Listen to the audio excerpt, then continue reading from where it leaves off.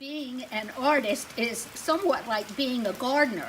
We've had several beautiful days, and I had this project, come with me inside, had this project to gesso at least 2 coats on 70 canvases for me to ship to southern France, gaujac, and so for the last 48 hours I've been outside painting coats of gesso on these canvases, and brought them in last night just as it was getting damp outside, and here we go, and they're all safely inside.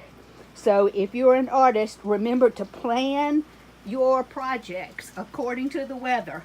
Take care now. Bye.